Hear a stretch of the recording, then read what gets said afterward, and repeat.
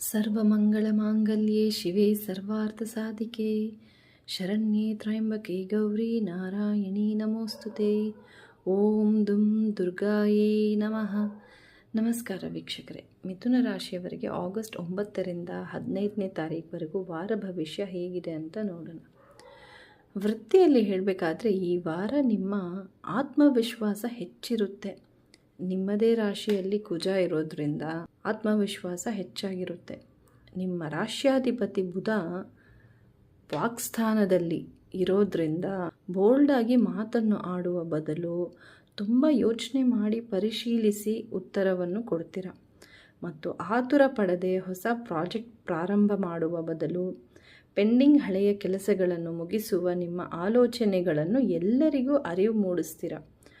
ಮತ್ತು ಬೇರೆಯವರ ಅಭಿಪ್ರಾಯಗಳಿಗೆ ತುಂಬ ಡಿಪ್ಲೊಮ್ಯಾಟಿಕ್ಕಿಂದ ಅಸಮ್ಮತಿಯನ್ನು ವ್ಯಕ್ತಪಡಿಸ್ತೀರ.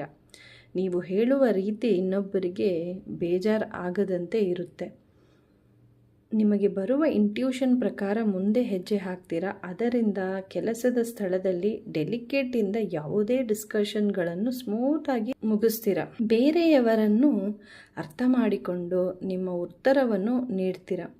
ಆದರೆ ನಿಮ್ಮ ರಾಶಿಯಿಂದ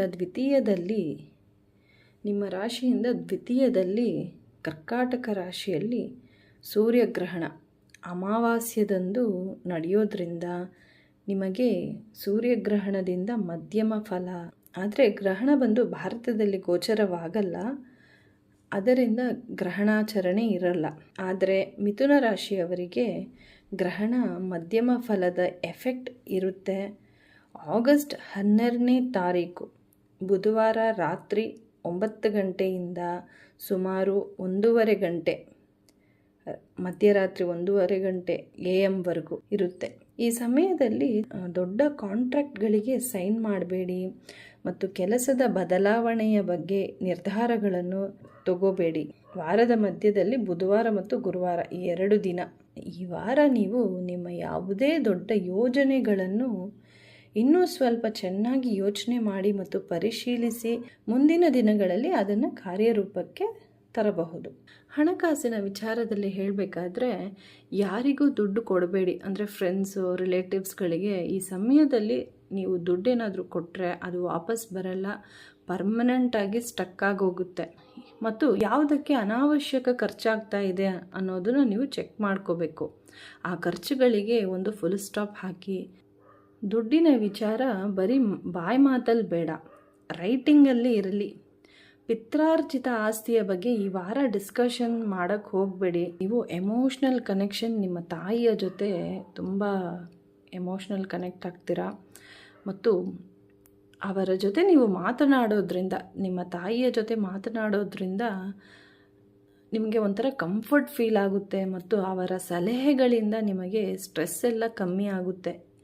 ವಾರದ ಅಂತ್ಯದಲ್ಲಿ ವೀಕೆಂಡ್ನಲ್ಲಿ ಕುಟುಂಬದವರೆಲ್ಲ ಒಟ್ಟಿಗೆ ಕೂತು ಡಿನ್ನರ್ ಮಾಡಿ ಮತ್ತು ಯಾವುದೇ ಸಣ್ಣ ಪುಟ್ಟ ಭಿನ್ನಾಭಿಪ್ರಾಯಗಳಿದ್ದರೆ ಮಾತನಾಡಿ ಬಗೆಹರಿಸಿಕೊಳ್ಳಿ. ನಿಮ್ಮ ಮನೆಯ ವಿಷಯಗಳು ಯಾವುದೇ ಡಿಸ್ಕಷನ್ಸ್ ಇರಲಿ, ಮಾತುಕತೆ ಇರಲಿ, ಏನೇ ಇದ್ರೂ ಅದನ್ನು ನೀವು ಗೌಪ್ಯವಾಗಿ ಕಾಪಾಡ್ಕೋಬೇಕಾಗುತ್ತೆ. ಅಕ್ಕಪಕ್ಕದವರಿಗೆ ಗೊತ್ತಾಗೋ ಥರ ನೀವು ಮಾಡ್ಕೋಬೇಡಿ. ನೀವೇನಾದರೂ ನಮ್ಮ ಚಾನಲ್ನ ಸಬ್ಸ್ಕ್ರೈಬ್ ಮಾಡದೆ ನೋಡ್ತಾ ಇದ್ದರೆ ದಯವಿಟ್ಟು ಸಬ್ಸ್ಕ್ರೈಬ್ ಮಾಡ್ಕೊಂಡು ನೋಡಿ. ಆರೋಗ್ಯದ ವಿಚಾರ ಹೇಳಬೇಕಾದ್ರೆ ವಾರದ ಆರಂಭದಲ್ಲಿ ಫುಲ್ ಹೈ ಎನರ್ಜಿ ಇರುತ್ತೆ. ಆದರೆ ಕೆಲಸದ ಒತ್ತಡ ಅಥವಾ ಫ್ಯಾಮಿಲಿ ಸ್ಟ್ರೆಸ್ಸಿಂದ ಮೈಂಡ್ಗೆ ಆಯಾಸ ಅನ್ನಿಸ್ಬೋದು, ತಲೆನೋವು ಕಾಣಿಸ್ಕೋಬಹುದು. ವಾರದ ಮಧ್ಯದಲ್ಲಿ ಹೊಟ್ಟೆಗೆ ಸಂಬಂಧಿಸಿದ ಸಮಸ್ಯೆ ಆಗಬಹುದು. ಹೆಲ್ದಿ ಫುಡ್ ಸೇವನೆ ಮಾಡಿ ಮತ್ತು ರೆಸ್ಟ್ ತಗೊಳ್ಳಿ. ಸಾಕಷ್ಟು ನೀರನ್ನು ನೀವು ಕುಡಿಬೇಕು. ಬಾಡಿನ ಹೈಡ್ರೇಟ್ ಆಗಿ ಇಟ್ಕೋಬೇಕು. ನೀವು ಅತಿಯಾಗಿ ಯೋಚನೆ ಸಹ ಮಾಡ್ತೀರ, ಅದರಿಂದ ಸಣ್ಣ ಆತಂಕ ಅನ್ನಿಸ್ಬಹುದು. ಮೆಡಿಟೇಷನ್ ಮಾಡಿ, ಅದರಿಂದ ನಿಮ್ಮ ಮೈಂಡ್ ಸ್ವಲ್ಪ ಕಾಮ್ ಆಗುತ್ತೆ. ಈ ಸಂದರ್ಭದಲ್ಲಿ ಯಾವುದೇ ನೆಗೆಟಿವ್ ಸುದ್ದಿ ಅವಾಯ್ಡ್ ಮಾಡಿ ನೀವು, ಅಥವಾ ನಿಮಗೆ ಸ್ಟ್ರೆಸ್ ತರುವ ಸಂದರ್ಭಗಳಿಂದ ದೂರವಿರಿ. ಪ್ರತಿದಿನ ವಾಕ್ ಮಾಡಿ, ನಿಮ್ಮ ಇಷ್ಟವಾದ ಹಾಬೀಸ್ಗಳಿಗೆ ಸಮಯವನ್ನು ಕೊಡಿ, ಅದರಿಂದ ನಿಮಗೆ ಖುಷಿ ಸಿಗುತ್ತೆ. ಪರಿಹಾರ ಬಂದು ನಿಮ್ಮ ರಾಶ್ಯಾಧಿಪತಿ ಬುಧ ಕರ್ಕಾಟಕ ರಾಶಿಯಲ್ಲಿ ಇರೋದ್ರಿಂದ, ಕರ್ಕಾಟಕ ರಾಶಿಯಲ್ಲಿ ಸೂರ್ಯಗ್ರಹಣ ನಡೆಯೋದ್ರಿಂದ ಓಂ ಬುಧಾಯ ನಮಃ ಅಂತ ನಿಮ್ಮ ರಾಶ್ಯಾಧಿಪತಿ ಬುಧನ ಮಂತ್ರವನ್ನು 21 ಬಾರಿ ಜಪಿಸಿ. ಈ ವಾರ ನೀವು ಹಸಿರು ಬಣ್ಣದ ಬಟ್ಟೆಯನ್ನು ಅತಿ ಹೆಚ್ಚು ಧರಿಸಿ. ಬುಧವಾರದಂದು ವಿಷ್ಣು ಸಹಸ್ರನಾಮ ಸ್ತೋತ್ರವನ್ನು ಪಠನೆ ಮಾಡಿ ಅಥವಾ ಕೇಳಿಸ್ಕೊಳ್ಳಿ. ಹಸುಗಳಿಗೆ ಹಸಿರು ಹುಲ್ಲು ಅಥವಾ ಸೊಪ್ಪನ್ನು ತಿನ್ನಿಸಿ. ಬಡವರಿಗೆ ಹೆಸರು ಕಾಳನ್ನು ದಾನವಾಗಿ ಕೊಡಿ. ಧನ್ಯವಾದಗಳು.